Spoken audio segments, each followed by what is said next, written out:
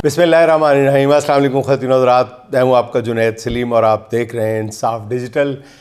नाज़रीन, 90 की दहाई में एक गीत ज़ुबान ज़द आम था, आईने के 100 टुकड़े करके हमने देखे हैं, एक में भी तन्हा थे 100 में भी अकेले हैं।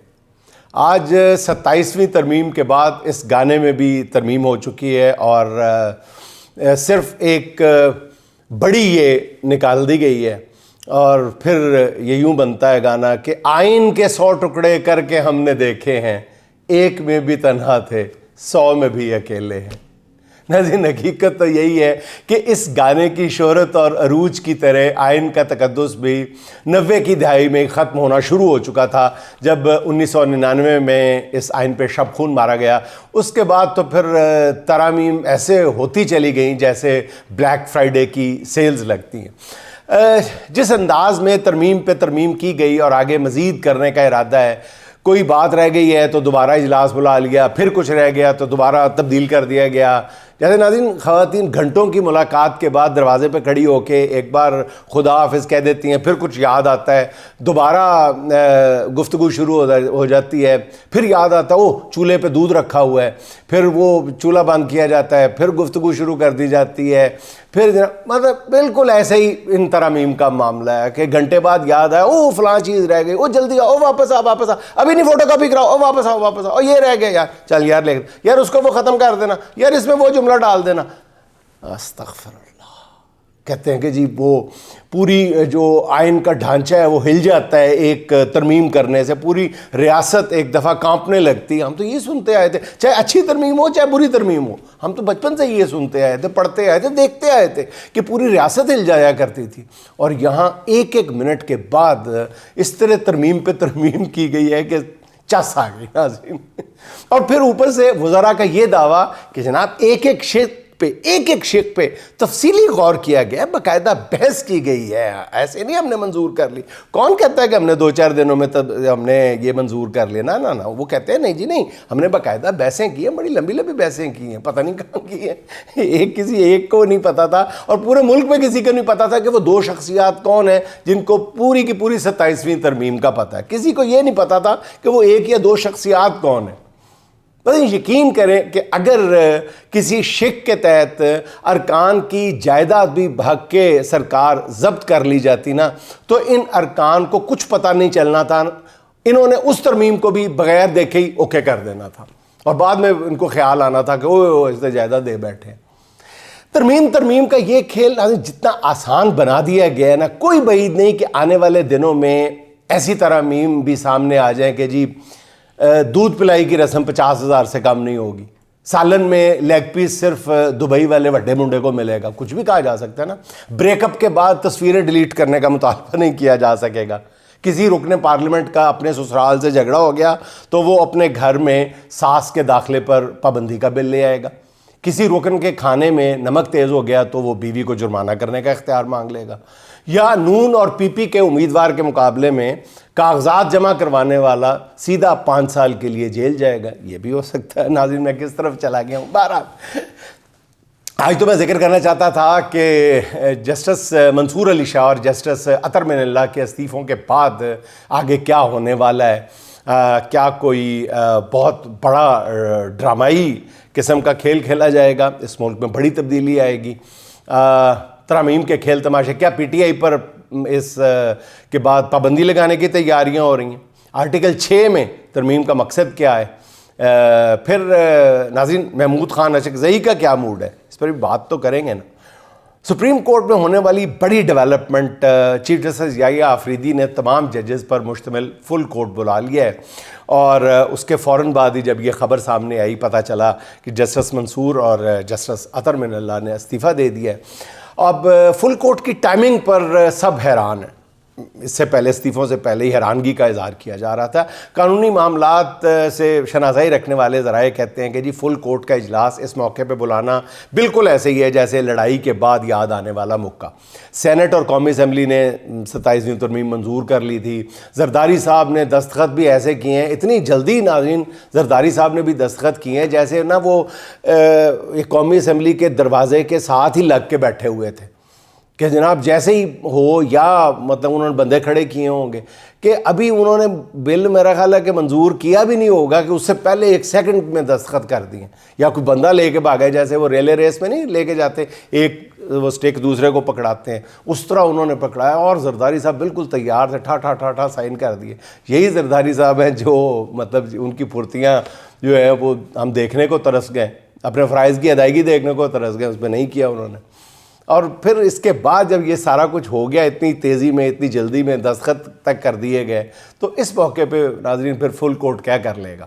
تو پھر استعفے تو آنے ہی تھے نا۔ بہرحال جب سپریم کورٹ کے 24 ججز، اب 24 تو نہیں رہ گئے، آنے والے جب یہ ہوں گے تو 24 میں سے کتنے رہ جائیں گے پتہ لگے گا، 2 تو چلے گئے، باقی رہ گئے، وہی بچوں والی نظم یاد آ جاتی ہے۔ تو یہ کوئی ناظرین معمولی عمل نہیں ہوگا۔ بہرحال اب کہنے والے مختلف آرا کا اظہار کر رہے ہیں، دیکھیں آگے کیا بنتا ہے۔ میری اطلاعات یہ ہے ناظرین کہ 4 ججز جو ہیں وہ مزید وہ استعفیٰ دینے کے لیے بالکل تیار ہیں، ایک خاتون جج سمیت۔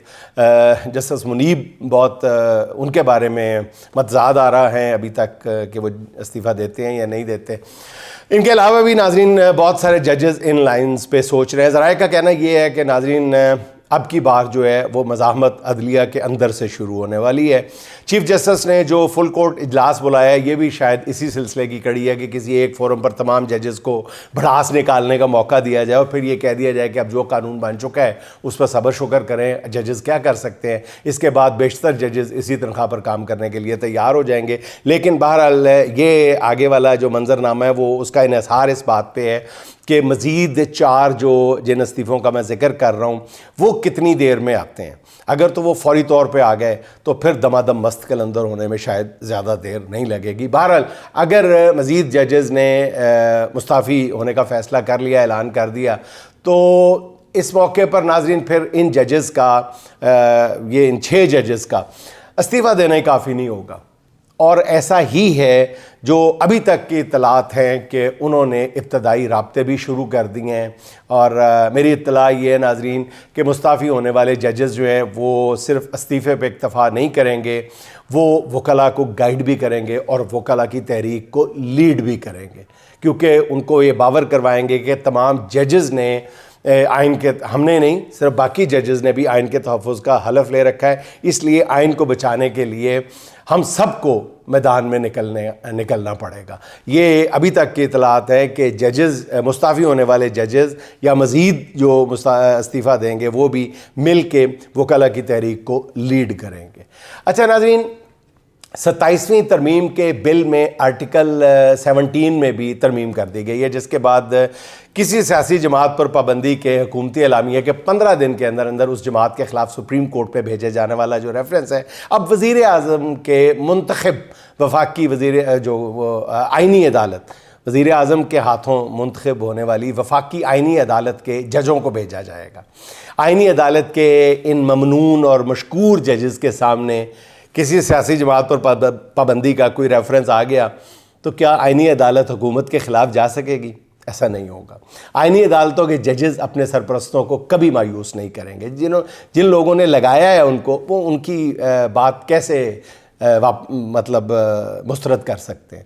اس لیے 27ویں ترمیم کی منظوری کے بعد تحریک انصاف کو کالعدم قرار دینے کا ریفرنس کسی بھی وقت آ سکتا ہے، اس بات کا امکان جو ہے وہ مسترد نہیں کیا جا سکتا، یہ خدشہ موجود ہے۔ اور یا کم از کم حکومت جو ہے وہ مسلسل پی ٹی آئی کے اوپر یہ تلوار جو ہے، ریفرنس کی تلوار، یہ لٹکائے رکھے گی۔ مگر ناظرین سوال یہ پیدا ہوتا ہے کہ اس سے حاصل کیا ہوگا؟ 8 فروری کا جو تجربہ حکمران کر چکے ہیں، اس کے بعد تحریک انصاف کو رسمی طور پہ کالعدم جماعت قرار دینے سے کیا حاصل ہوگا؟ یہ آپ بھی جانتے ہیں، میں بھی جانتا ہوں، اور ایسی حرکتیں کرنے والے بھی جانتے ہیں۔ نئی ترمیم میں ناظرین آئین کے آرٹیکل 6 میں بھی تبدیلی کر دی گئی ہے۔ اب آرٹیکل 6 کے مقدمات آئینی عدالت سنے گی، ٹھیک ہے نا؟ اس پر اکثر لوگ حیران ہیں کہ جب ایک طرف تاحیات استثناء لے لیا گیا ہے تو پھر یہ آرٹیکل 6 تو ان پر لگ ہی نہیں سکتا تھا، تو پھر اس میں ترمیم کی ضرورت کیا تھی؟ جو لوگ ایسی بات کر رہے ہیں غالباً وہ پوری تصویر نہیں دیکھ رہے ہیں۔ ناظرین کچھ کردار اور بھی ہیں جو آرٹیکل 6 کی زد میں آتے ہیں، انہیں بھی تو آئین کا کور دینا تھا نا، آئینی کور دینا تھا، وہ اس ترمیم سے دے دیا گیا ہے۔ جیسے کہ election commissioner, chief election commissioner, غلیظ قاضی فائز عیسیٰ، یہ سارے کردار تھے نا جس کے بارے میں پنڈی کے کمشنر لیاقت چٹھا کا بیان ہی کافی ہے۔ اب آرٹیکل 6 میں ترمیم کر کے آئین پامال کرنے والے ایسے موروں کو تحفظ دیا گیا ہے۔ اصل میں ناظرین، اپنے گزشتہ ویلاگ میں نے عرض کیا تھا کہ اب نظریں محمود اچکزئی پہ مرکوز ہیں۔ انہوں نے آئینی ترمیم اور حکومت کے خلاف کل سے ہی تحریک کا اعلان کر دیا ہے۔ اچکزئی کہتے ہیں ہم احتجاج کریں گے اور ایک پتھر بھی نہیں ماریں گے، ہم تمام ملکوں کے سفیروں سے بات کریں گے، ان کو خطوط لکھیں گے، ان کو کہیں گے کہ اس حکومت سے جو بھی معاہدے کیے ہیں وہ ختم کر دیں۔ اچکزئی نے مزید کہا کہ آپ چوری بھی کریں، ہمارے بچوں کو ماریں بھی، ہمارے بہن بیٹیوں کی بے عزتیاں بھی کریں، تو ہم خاموشی سے بیٹھے رہیں، ایسا نہیں ہوگا، ہم بھی آپ کا جینا حرام کر دیں گے۔ ہر جگہ نعرہ لگائیں گے ایسے دستور کو صبح بے نور کو میں نہیں مانتا، میں نہیں جانتا۔ اب دیکھیں محمود اچکزئی اپنے مقصد میں کس حد تک کامیاب ہوتے ہیں۔ ناظرین، جو بات کرنے کی ہے، جو منظر دیکھنے کا تھا وہ تو آپ نے دیکھ لیا، اور بات میں کیے دیتا ہوں۔ اللہ کسی کو اس وقت تک دنیا سے نہیں اٹھاتا جب تک کہ اس کا ظاہر و باطن پوری دنیا کے سامنے عیاں نہ کر دے۔ کیسے کیسے شعبدہ باز مداری قوم نے رہبری کے منصب پہ سرفراز کر رکھے تھے، کیسے کیسے ہیروں کو مٹی میں ملا دیا تھا، مگر میرا قوت اور جلال والا رب کھرے کھوٹے کو، جھوٹ کو سچ سے، اور کھوٹے کو کھرے سے، اور کھرے کو کھوٹے سے الگ کر کے دکھاتا ہے۔ جو لوگ آج اندھی طاقت کے ظالم روپ کو دیکھ کر خوفزدہ یا مرعوب ہے، وہ قائد انقلاب میاں محمد نواز شریف کا سیاسی انجام اور عبرت پکڑیں۔ سیاسی زندگی کی شام پر ان کے چہرے پر پڑا نقاب کس طرح الٹ دیا گیا ہے یا الٹا دیا گیا ہے۔ نواز شریف کبھی کہتے ہیں میں ڈکٹیشن نہیں لوں گا، پھر کہا جی ووٹ کو عزت دو، مگر اندر سے آخر کار نکلا کیا؟ قائد انقلاب نواز شریف جب آئین کی تدفین والی شقوں کی منظوری کے لیے اٹھک بیٹھک کر رہے تھے تو یہ منظر دیکھ کر ایسے کتنے لوگوں کا دل بیٹھ رہا تھا جو نواز شریف کو سالار جمہوریت اور عوامی امنگوں کا ترجمان سیاستدان سمجھتے رہے۔ پتہ چلا کہ جی نواز شریف تو ساری عمر اصل میں نوکری کرتے رہے، اور نوکری بھی ایسی سخت کہ اس عمر میں صرف ایک روز کی رخصت کی درخواست بھی نہیں کر سکے۔ حکم کی تعمیل میں انہیں اسمبلی کے فلور پر آنا ہی پڑا۔ نواز شریف نے اپنی سیاست جہاں سے شروع کی تھی وہیں پہ آ کے ختم ہوئی۔ وہ بوم رینگ نہیں ہوتا ناظرین، وہ آپ نے دیکھا ہوگا، وہ جو گھوم گھوم کے آتا ہے کہ واپس، اس طرح وہیں سے ختم کی جہاں سے شروع کی تھی۔ آمریت کی کیاریوں کا پودا خود کو برگد کا درخت ثابت کرنے کی ساری عمر کوشش کرتا رہا، مگر میرے رب نے سب عیاں کر دیا۔ نشان عبرت بننا کس کو کہتے ہیں پتہ چل گیا۔ نواز شریف کا قومی اسمبلی میں ناظرین آنا ایک اور لحاظ سے بھی شریف خاندان کے لیے کسی دھچکے سے کم نہیں تھا، اگر آپ کوئی محسوس کرے تو۔ ماضی میں نواز شریف اور شہباز شریف ہمیشہ بڑے طریقے اور سلیقے سے باریک طریقہ واردات تھا، وہ گڈ کاپ اور بیڈ کاپ کا کھیل کھیلتے رہے، مگر یہ پہلا موقع ہے کہ دونوں بھائیوں سے منافقت کا پردہ ہٹ گیا یا ہٹا دیا گیا۔ اب دونوں بھائی ایک ہی جگہ کھڑے ہیں، ایک ہی صف میں کھڑے ہیں، دونوں کو ہی ہانک کر لایا گیا تھا، ایک کو وزیر اعظم کی کرسی سے، دوسرے کو جاتی عمرہ کی پناہ گاہ سے۔ ترمیم تو نواز شریف سے آئے بغیر بھی ناظرین منظور ہو سکتی تھی، مگر اسکرپٹ رائٹرز کا خیال تھا کہ اب دونوں بھائیوں کو اپنی اپنی پسند کا کھیل نہیں کھیلنے دینا، اور دونوں کو ایکسپوز کرنا ضروری ہے، خاص طور پہ بڑے بھیا کو، بڑے میاں صاحب کو، اور وہ کر دیا گیا۔ بہرحال آگے دیکھتے ہیں ناظرین کیا ہوتا ہے۔ ناظرین آخر میں سعد اللہ شاہ صاحب کے دو چار اشعار: جب کوئی حکمراں بھٹکتا ہے، جب کوئی حکمراں بھٹکتا ہے، عدل پھانسی پہ جا لٹکتا ہے، اے زمیں زاد یوں اکڑ کے نہ چل، آسماں ایک دم جھٹکتا ہے، کچھ نہ کچھ اب کے ہونے والا ہے، کچھ نہ کچھ اب کے ہونے والا ہے، دل میں کانٹا سا ایک کھٹکتا ہے، حال بستی کا کیا بتاؤں میں، حال بستی کا کیا بتاؤں میں، جیسے سینے میں دم اٹکتا ہے۔ ناظرین خوش رہیں، خوش رکھیں، آپ سے ملاقات ہوگی انشاءاللہ اگلے ولاگ میں۔ اللہ حافظ۔